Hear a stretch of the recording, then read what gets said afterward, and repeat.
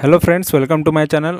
आज हम देखने वाले हैं कि एशियन ग्रेनिटो का जो राइट इशू आया है उसको किस तरीके से अप्लाई किया जा सकता है। ठीक है, तो बहुत लोगों को राइट इशू क्या होता है वो ही नहीं पता था, तो मैंने डिटेल में 2-3 वीडियो बना दिए जिससे बहुत लोगों को पता भी चल गया रहेगा।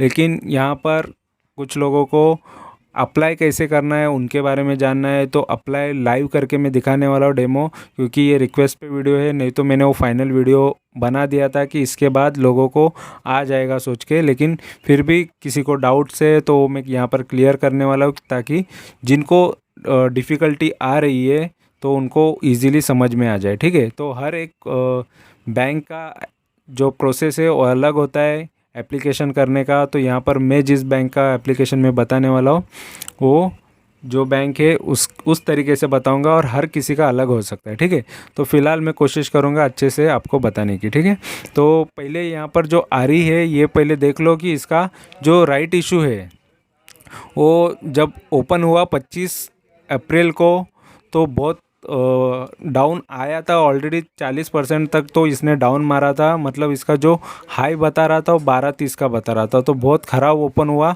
और उसी दिन वो 11.85 पे था वो। तो उस दिन से लेकिन लोअर सर्किट होने की वजह से किसी को बेचने नहीं मिला, और अगर किसी ने बेचा होता तो अच्छा खासा उसका भी थोड़ा बहुत फ़ायदा हो जाता। जितने भी शेयर्स जिसको मिले होंगे उनको बेचने के बाद उतनी क्वांटिटीज़ का कुछ बेनिफिट मिल जाता। और उसके बाद देखो जो नहीं बेच पाए नेक्स्ट डे वो 7-7.5 के भाव पे था या 7.15 पे क्लोज़ हुआ। फिर उसके बाद भी किसी को नहीं बेचने मिला, तो अभी देखो 4.70।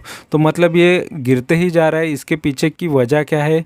तो इसके पीछे की वजह एक ही होती है, क्योंकि उसका शेयर गिर रहा है। तो ये है उसका शेयर, क्योंकि शेयर अगर इतना गिरेगा तो डेफिनेटली उसका आरई भी गिरेगा, क्योंकि शेयर का भाव जितना जितना नीचे आएगा उसका आरई भी नीचे आएगा। ठीक है, और इस वजह से उसका आरई नीचे आ रहा है। ठीक है, राइट एंटाइटलमेंट तो वो नीचे आने का एक ही वजह है, तो क्योंकि इसका भाव गिर रहा है। तो इसका भाव देखो ऑलरेडी अभी 70 हो गया, और 63 के भाव पे आपको राइट इशू अप्लाई करने के लिए बोल रहे हैं। जस्ट 7 रुपये रह गया है। ऑलरेडी जब इन्होंने मार्केट में अनाउंस किया था राइट इशू के लिए तो तभी 118 का भाव था, तो वहाँ से ये बहुत ज़्यादा गिर चुका है फ़िलहाल। और ऐसे ही होता है, कुछ ना कुछ न्यूज़ आती है तो लोग प्रॉफिट बुकिंग कर लेते हैं या उसको और गिरा देते हैं। तो बड़े इन्वेस्टर का ये खेल रहता है, ये गेम रहता है, तो उन्हीं का ये सब खेल है। तो उन्होंने ये बहुत गिरा दिया है। कंपनी कोई ख़राब भी नहीं है, कंपनी लॉन्ग टर्म सोच रही है, अच्छा सोच रही है, बिजनेस भी अच्छा है। बट यहाँ पर शेयर्स के साथ होता है, कंपनीज़ के साथ वोलेटिलिटी होती है। ठीक है, तो ये इस वजह से शेयर गिरा भी है। यहाँ पर आप देख सकते हो 5 दिन का गिरावट, और यहाँ पर 1 महीने की गिरावट। ठीक है, और 6 महीने में कितना गिरा है देखो। तो मोस्ट ऑफ ये 30-35% मतलब लगभग देखो बहुत ज़्यादा गिरा है। YTD भी लगभग 33% गिरा है। ठीक है, तो ये गिरावट के वजह से ये फ़िलहाल लोग डर जाते हैं कि इसमें क्या करना चाहिए। ऑलरेडी अगर आप अप्लाई भी नहीं करोगे और ये मार्केट में अगर इसका भाव 63 आ गया तो आपका अप्लाई करने के बाद वेटिंग वेस्ट हो जाएगा, क्योंकि 1 महीने यानी 10 मई तक ये एप्लीकेशन चलने वाले हैं राइट इशू के। और उसके बाद ये 24 मई तक ये आपके डीमैट अकाउंट में इसके जो अप्लाई किए वो शेयर आपको मिल जाएंगे। ठीक है, तो लगभग यहाँ से जब 25 अप्रैल से खुला है तब से 24 अप्रैल 25 मई तक, यानी लगभग 1 महीना हो ही जाता है। 24 मई तक 1 महीना हो जाता है, तो 1 महीना पूरा कंप्लीट लगेगा आपके डीमैट अकाउंट में शेयर आने के लिए। और अगर ये प्राइस यहाँ से रिवर्सल हो जाती है तो बहुत अच्छा होता है। तो फिलहाल बाइंग एंड सेलिंग आरई में तो हो ही रहा था, यहाँ पे राइट इशू खरीदे भी जा रहे थे, इस वजह से प्राइस ये डाउन है। और अभी कोई भी इसको लेगा तो अप्लाई करेगा तो उसको 63 के भाव पे वो शेयर्स ले सकता है। 7 रुपये और डिस्काउंट में मिल जाएगा। ठीक है, और आरई कोई नया ख़रीदना है जिसके पास राइट इशू के आरई नहीं है तो उसको राइट इशू ख़रीदना पड़ेगा। तो ये भाव है, या आगे और कम हो जाता है तो वो भाव पे आप लेके फिर जो मार्केट में जो उसका राइट इशू का भाव है उस पर आप ख़रीद सकते हो। तो वहाँ पर आपका बेनिफिट ज़्यादा होता नहीं है। वैसे वो मैंने बाकी वीडियोस में एक्सप्लेन किया हुआ है कि ये पैसा प्लस 63 आपको देना पड़ेगा, मतलब ये तो आप जिससे ख़रीद रहे हो राइट इशू उसको दे रहे हो और बाकी 63 रुपीज़ कंपनी को दे रहे हो, ठीक है। तो फिलहाल इस वजह से आपका जो प्राइस बनेगा 63 प्लस ये करना, मतलब आपको शेयर इतने में पड़ जाएगा, ठीक है। तो इस हिसाब से सोच लेना कि आपको परवड़ेगा या नहीं परवड़ेगा। तो मोस्ट ऑफ अभी 70 का भाव आ गया है, तो ये कल भी शायद और डाउन भी आ सकता है। तो इस वजह से राइट इशू जिसने बेचा रहेगा वो थोड़े बहुत फ़ायदे में रहेंगे। ऐसे शेयर खरीदना ही है तो और गिरने के बाद डायरेक्ट मार्केट से भी खरीद सकते हो, जितनी आपको खरीदना है उतना खरीद सकते हो। एप्लीकेशन करना ही कोई इतना ज़रूरी मुझे तो नहीं लगता फ़िलहाल, फिर भी जिसको अप्लाई करना है उसके लिए मैंने ये वीडियो बनाया है। तो एप्लीकेशन किस तरीके से किया जाता है आप सीख भी जाओगे, कभी फ्यूचर में और भी कोई राइट इशू आया तो उसको कैसे अप्लाई करना है वो भी सीख जाओगे। तो उसका मैंने वीडियो डिटेल में डाला है, देख सकते हो। तो कंप्लीट मैंने बनाया है एज़ पर योर रिक्वेस्ट। तो आप वीडियो कंप्लीट देख लो, समझ लो और उसके बाद आपका जो डिसीज़न है आपको लेना है वो ले सकते हो, ठीक है। फिलहाल अभी आरी बेचने में थोड़ा बहुत कुछ अगर बचा रहेगा उतना आपको प्रॉफिट मिल सकता है, नहीं तो फिर ये आज नहीं तो कल ये पूरा गायब भी हो जाता है, ज़ीरो ही हो जाता है। इसमें ये कुछ नहीं रहता, क्योंकि 10 मई तक अगर आप अप्लाई नहीं करते हो तो वैसे भी ऑलरेडी ये ऑटोमेटिकली शेयर्स आपके डीमैट अकाउंट से चले जाने वाले हैं, ठीक है। जो रहेंगे वो आपके जो पुराने शेयर्स है वही रहने वाले हैं हमेशा के लिए, ठीक है। और ये सिर्फ आपको शेयर्स खरीदने के लिए एक ये ज़रिया होता है कि आपके पास राइट इशू होनी चाहिए, ठीक है। तो फिलहाल जिसके पास जितने राइट इशू है उतना ही वो राइट इशू के लिए अप्लाई कर सकता है। आर ई जितना शेयर है, ठीक है, आर ई जितना है उसके लिए वो अप्लाई कर सकता है उतने ही राइट इशू के लिए, ठीक है। तो फिलहाल आपको वीडियो पूरा कंप्लीट देख लो और उसके बाद आपको अप्लाई कैसे करना है वो सीख लो और उसके बाद आप अप्लाई करना है तो कर सकते हो, नहीं करना है तो वो आपका डिसीज़न होगा। तो दोस्तों यहाँ पर यूनियन बैंक का मैंने इंटरनेट बैंकिंग ओपन किया है, क्योंकि मैंने आपको बोला था कि आपको मैं अप्लाई करके दिखाऊंगा, ठीक है। तो कुछ व्यूअर्स की रिक्वेस्ट थी, तो उनकी रिक्वेस्ट पे मैं हमेशा वीडियोस बनाते आया हूँ, हर किसी की रिक्वेस्ट पे। तो उनकी भी रिक्वेस्ट एक कंप्लीट कर रहा हूँ, पूरी कर रहा हूँ। नहीं तो मैं ओनली फाइनल वीडियो बनाया था मैंने एशियन ग्रेनिटो राइट इशू का, उसके बाद मैं राइट इशू के लिए, क्योंकि ऑलरेडी बहुत लोगों को समझ गया ये मुझे लग रहा था, लेकिन बहुत लोगों को डिफ़िकल्टी आ रही अप्लाई करने में। तो अप्लाई किस तरीके से कर रहे हैं ये भी मैं बता देता हूँ, क्योंकि मैं अप्लाई करने वाला नहीं था, जस्ट उनके रिक्वेस्ट पे मैंने बाकी जो भी मेरे पास आरी के शेयर्स थे वो मैंने बेच दिए और जस्ट एक रखा। जैसे उनकी रिक्वेस्ट थी कम से कम एक तो अप्लाई करके दिखाओ, तो एक शेयर रख के, मतलब एक आरी का शेयर रख के मैं आपको वो अप्लाई करके दिखा देता हूँ, ठीक है। तो प्रोसेस किस तरीके का है, तो ये है डैशबोर्ड है, ये यूनियन बैंक का डैशबोर्ड है, ठीक है।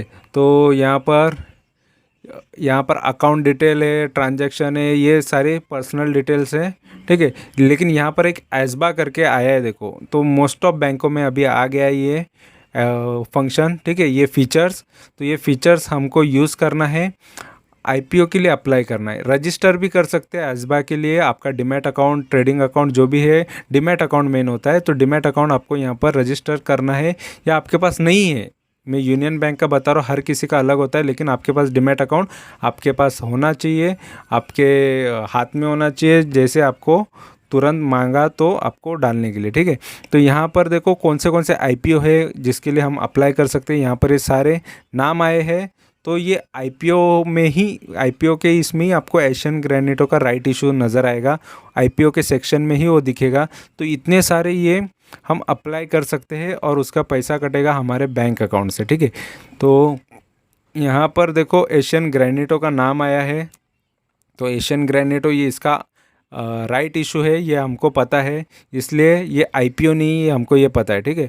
तो इस वजह से हम इसका राइट इशू के लिए अप्लाई कर रहे हैं, सेलेक्शन किया, उसके बाद उसको हम रजिस्टर्ड एप्लीकेंट है क्या, हमने रजिस्टर करके रखा है क्या, नहीं रखा है, तो इसलिए अनरजिस्टर्ड है। इसलिए मैं आपको यहाँ पर दिखा देता हूँ अनरजिस्टर्ड वाले कैसे कर सकते हैं, और रजिस्टर्ड वाले के लिए भी सेम डिटेल लगेगी, अनरजिस्टर्ड वाले की भी सेम डिटेल लगेगी, लेकिन अनरजिस्टर्ड वाले को बाद में डालना पड़ेगा डिटेल्स, और रजिस्टर्ड वाले को पहले ही रजिस्टर करके रखना पड़ेगा, ठीक है। तो फिलहाल मैं यहाँ पर ये यूनियन बैंक यूज़ नहीं करता था, मैं कोटक यूज़ करता था और कोटक में डायरेक्ट मोबाइल ऐप से यूज़ करता था। मैं इंटरनेट बैंकिंग नहीं यूज़ करता हूँ मोस्ट ऑफ, मैं मोबाइल बैंकिंग ही यूज़ करता हूँ ज़्यादा, क्योंकि मोबाइल ज़्यादा प्रेफर होता है।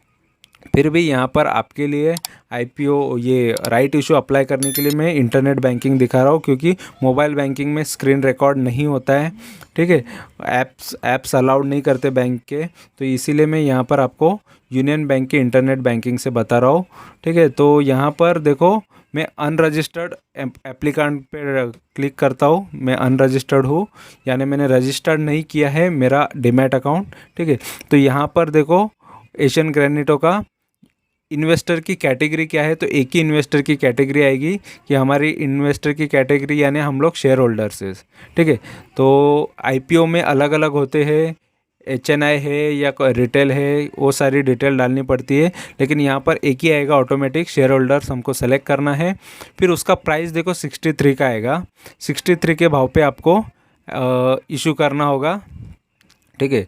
एप्लीकेशन साइज़ भी यहाँ पर कितनी 63 से इतने तक हम एप्लीकेशन डाल सकते हैं यहाँ पर बताया है, और बिड प्राइस भी एक ही रहेगा 63, उसके ज़्यादा हम नहीं डाल सकते। और यहाँ पर मिनिमम नंबर ऑफ़ शेयर एक भी ले सकते, कोई इसमें इशू नहीं है, ठीक है। फिलहाल मेरे डीमैट अकाउंट से बाकी सारे शेयर्स निकल गए, आरी के मैंने बेच दिए। देखो, नहीं बेचता तो उसका हाल क्या होता आप देख सकते हो कि उसका प्राइस क्या हो गया, ठीक है। तो इसीलिए मैंने पहले ही, मुझे अंदाज़ा था कि थोड़ा बहुत गिर सकता है, लेकिन गिरा तो बहुत ही गिरा, क्योंकि उसका खुद का जो शेयर का प्राइस है वो भी गिरते आ रहा है। तो फिलहाल मैंने बेच दिया, उसमें फ़ायदा हुआ। चलो फिर भी मैं एक आपको अप्लाई करके देता हूँ, दिखाता हूँ, क्योंकि ऑलरेडी मुझे उसमें तो प्रॉफिट हुआ बेचने के बाद। अभी यहाँ से अप्लाई करके थोड़ा या ज़्यादा कुछ एवरेज तो होगा नहीं, एक शेयर से क्या एवरेज होगा, लेकिन जब भी शेयर्स गिरेंगे ऐसे डायरेक्ट मार्केट से भी मैं उठा सकता हूँ, ठीक है। तो यहाँ पर देखो, मिनिमम 1 क्वांटिटी के लिए मैं अप्लाई कर रहा हूँ यहाँ पर, और यहाँ कट ऑफ डेट, ये वो सारे नंबर ऑफ़ शेयर्स एक ही हमको ट्राई करना है, ठीक है। तो ज़्यादा कुछ है नहीं, यहाँ पर मैं एक भी डाल दूँ और बिड प्राइस भी 63 डाल दूँ तो हो गया। बाकी कुछ मुझे यहाँ पर डालना नहीं है, ठीक है। तो हाईएस्ट बिड वैल्यू भी उतनी ही है। और प्राइमरी एप्लीकेंट नेम क्या है, तो एप्लीकेंट खुद का नाम डालना है यहाँ पर, ठीक है। तो ये चीज़ें हाइड होगी, क्योंकि ये इंटरनेट सिक्योरिटी या प्राइवेसी की वजह से खुद की डिटेल्स शो, बैंक अकाउंट या बाकी चीज़ें डिटेल नहीं शो कर सकते, इस वजह से, ठीक है। तो आपको यहाँ पर नाम वगैरह डालना है, जैसा नाम आपका प्रॉपरली रजिस्टर्ड है डीमैट अकाउंट में, जिस तरीके का नाम है वैसे डाल दो। यहाँ पर NSDL का है या CDSL का है वो आपको पता होना चाहिए, कि आपका जो डीमैट अकाउंट है वो आपको CDSL से मैसेजेस आते हैं जब आप ट्रेडिंग करते हो, या NSDL से। तो मेरा ये CDSL का है, तो CDSL का ID मैं यहाँ पर डाल देता हूँ, यानी वही डीमैट अकाउंट, ठीक है। तो CDSL का मैं यहाँ पर, मैंने उसका ऑलरेडी डिटेल निकाल के रखा था, इस वजह से मैं आपको दिखा देता, ठीक है।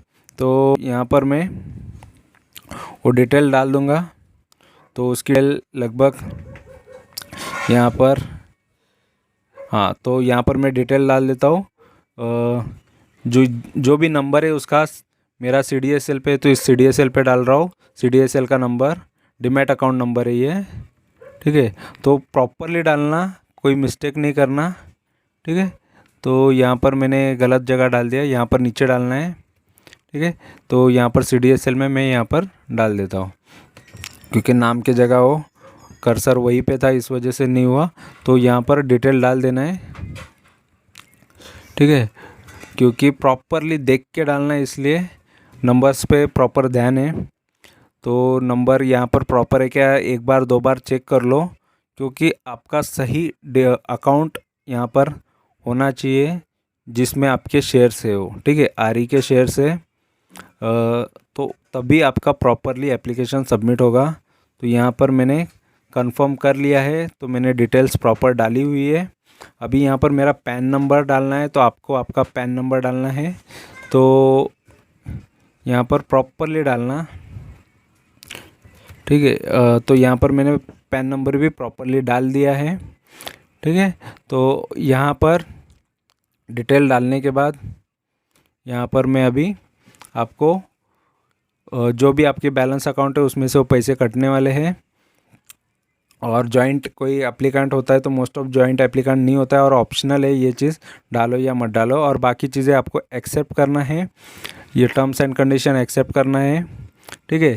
तो और उसके बाद यहाँ पर ये नोट भी पढ़ लो, मॉडिफिकेशन और deletion can be made only after bids are uploaded in the bidding process. Application are requested to take suitable note the above, as the may not be able to modify or delete bids made after 12 noon on the issue date. Bid received up to 3 p.m. will be uploaded on NSE on the same day.